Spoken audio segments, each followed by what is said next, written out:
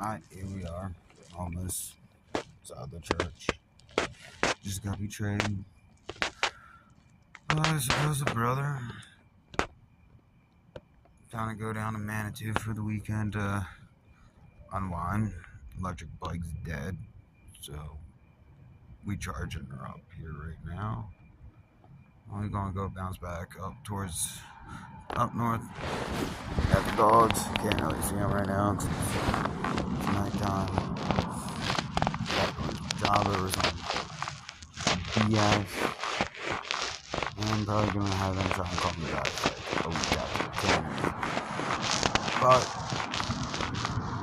I ran into a shaman who gave me all the answers to my questions that go wandering. It's all a blessing at the end, minus the boss ends.